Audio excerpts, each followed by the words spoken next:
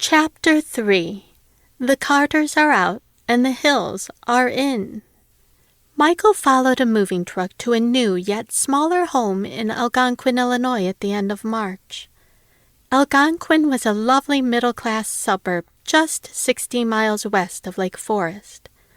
Michael sold the house on Festive Lane to Harry and Susan Hill, who believed the home would be a fresh beginning for the 3 children they had taken into their family due to the tragic deaths of their parents, Carin and Rick McCann. Carin was Susan's sister, although you would never know it. Susan, a tall, thin, natural blonde, could easily have been a model in her younger years, whereas Carin was short and stocky with dark, almost black hair. Rick and Carin owned a bar and grill located on the north side of Chicago called McNasty's. When Susan and Carin's father died from complications from a gallbladder operation, the hospital was found guilty of negligence and the doctors of malpractice. After attorney fees were paid, each sister received around $2.5 million. Carin and Rick bought a bar and grill on Lawrence Avenue and renovated it from top to bottom. It had been a dream of Rick's always to own a restaurant and bar. Rick is the source of the bright red hair that his girls inherited. A short, stocky man with a spare tire, Rick, when he was sober, was always willing to help anyone in need, but was overly protective of his children. Susan and Harry bought their condo at Lake Point Towers and made some very shrewd investments with the money from the settlement. The investment gains allowed Harry and Susan to purchase the Festive Lane house. Harry has a little extra padding and is balding slightly. With light brownish hair and a graying mustache, Harry is a financial whiz. He reads, watches, and listens to everything and anything financially related. There's always a television on displaying the stock market's ticker when the market is open. Harry also trades forex and options. He works for IBS and is one of the top brokers at the age of 47. Susan Hill, maiden name Murphy, Carin's sister, is 43 years old and, as mentioned, married to Harry. Susan is a career professional with Milner, Polk & James Advertising Agency with no children of her own. She's up for firm partner, but this promotion would place even more time demands on Susan, including increased travel. Being an instant mom, Susan is not sure if she should accept the promotion or not. Victor, the brooding 16-year-old teenager, was adopted when Carin and Rick were told they weren't able to have children of their own. Caitlin and Rose prove that theory wrong. Victor has a dark complexion, as well as dark eyes and dark hair. He was adopted from Uruguay and has Latin features. Rebellious from the age of 12, Victor was a handful for Rick and Carin. Suspensions from school for fighting, cutting class, cheating, swearing at teachers. Victor did not respect or like any form of authority. He was sent to a detention center for boys the week before Thanksgiving for defacing school property. On Thanksgiving Day, he was being released to spend the holiday with his family. Rick and Carin were on their way to get Victor when they were in a head-on collision with another car. They were both killed instantly. Victor and his sisters moved in with Susan and Harry after their parents' passing. Victor borrowed Harry's brand-new Mercedes and hit another parked car in the downtown area. A police car saw the act and pursued Victor with the lights flashing and sirens blaring. Victor thought and believed that he would be safe from the police if he could get back to the condo. 16 and without a license, Victor was in quite a bit of trouble. Caitlin and her younger sister Rose have bright red hair like their father. Caitlin is 13 years old and very small, only 4'9". Boys hit on Caitlin, and Victor is very protective of his sister. He gets into many fights protecting her from unscrupulous boys with no good on their minds. Rose is 10 years old and, as noted, a redhead as well. She was the apple of her father's eye and Daddy's little girl. Small like her sister, Rose loves to sing and play with their dog Max. Max is a golden Labrador who is smart as a whip and runs on a treadmill all by himself, sometimes for over an hour straight. Max is only 2 years old and still a puppy at heart. As Susan quickly discovered, he loves to destroy socks, bras, and panties lying on the floor. April 12th. It's been a couple weeks since the Hills moved into the Festive Lane home. Harry is busy setting up one of the rooms downstairs as his office. Susan has also claimed one of the 6 bedrooms as her private office. The children have made each of their rooms their own. Rose selected Nicole's room for her own, but it needs to be updated. The pink little girl's room is just too little girl and too pink for a 10-year-old going on 20. Victor took over David's old room. The room was perfect, and Victor was beginning to like living in the new house. It was 3 times the size of their old home in Jefferson Park on Menard Avenue. That house only had 3 bedrooms and a tiny kitchen.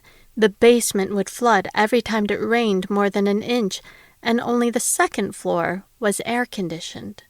Victor pleaded with his dad to purchase a new home with the money they received in the lawsuit, but Rick wanted to buy the business first. Rick and Carin were planning on buying a new home in Park Ridge, but they ran out of time. Caitlin planted herself in one of the guest rooms and made it into her own. Each bedroom had its own private bathroom, so Caitlin was in heaven.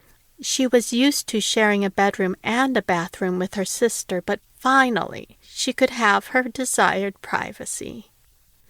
The main bedroom had a built-in fireplace, sound system, and mirrors above the bed, all done very tastefully. Harry and Susan felt like they were on a second honeymoon and loved the house. Unfortunately, not the same could be said for adjusting to life with 3 kids and a dog. At Lake Forest High School, Victor picked up right where he had left off at his old school. He was getting into fights, caught smoking in the bathroom, and keying a car. He was in detention almost every day. The commute to downtown was more challenging than Harry and Susan had anticipated. They had missed their train numerous times due to being late dropping the kids off at school. Caitlin was always late getting up and would miss her bus to school.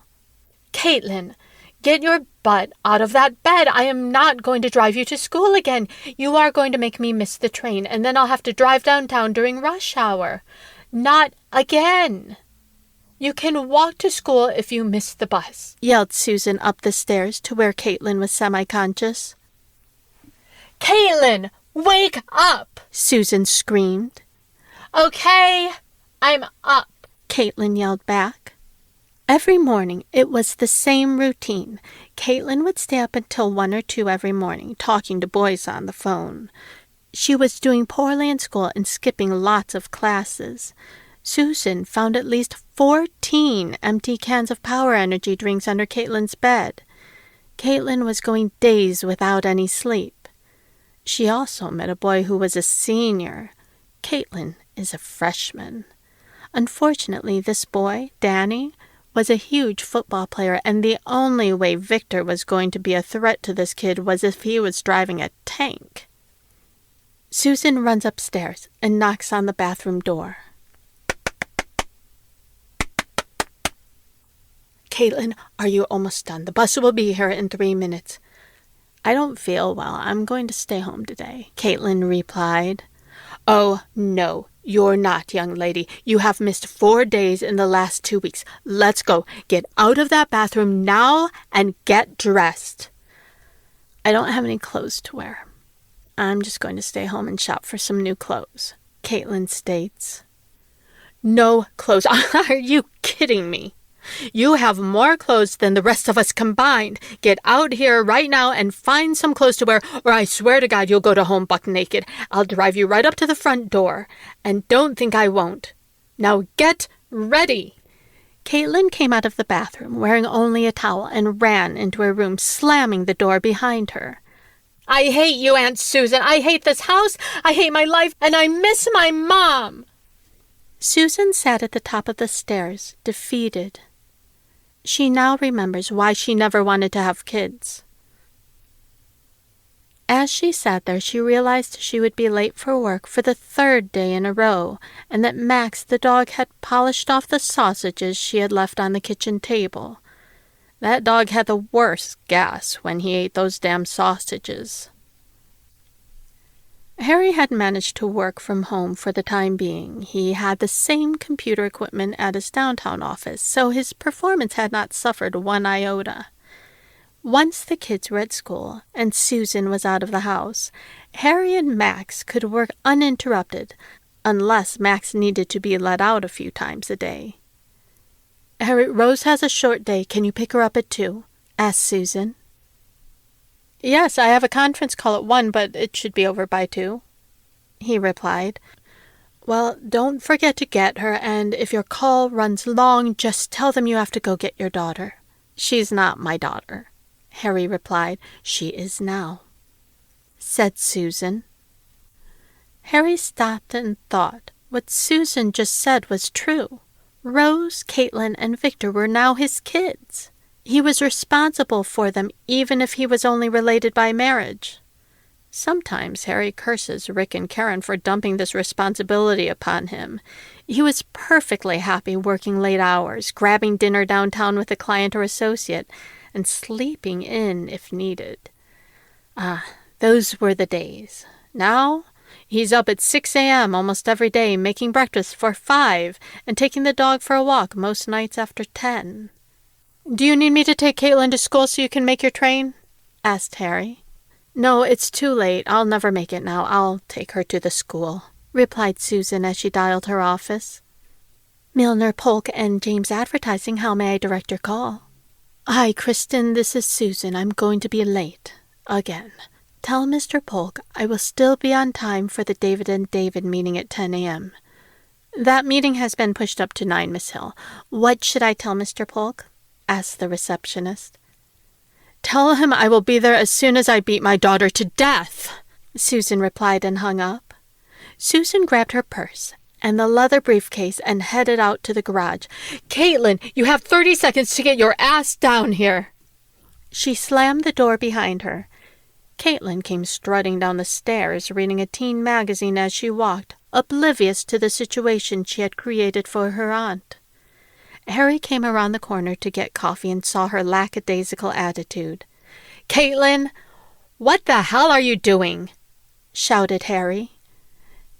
Caitlin kept walking and reading as she opened the door to the garage and exited the house. Harry stood there, totally defeated, shaking his head. Max came to his side and sat down. "Max, why can't the kids be well-behaved like you?" Max leaned his head against Harry's leg and sighed, as if to say, "Yes, they are a handful." As Susan drove Caitlin to school, she yelled at her about being late, her grades, attitude, obsession with boys. Caitlin continued to read her magazine and turned up the car radio, blocking out the noise from her aunt's filthy mouth. "And another thing, young lady," blah, blah, blah, blah, blah, was all Caitlin heard. Susan pulled up to the school and barely placed the car into park as Caitlin jumped out and into the arms of a guy she hardly knew. The action was intentional, to piss off Susan further. Susan squealed the wheels as she drove away from the high school, partly due to her tardiness for work and partly because she was livid with Caitlin.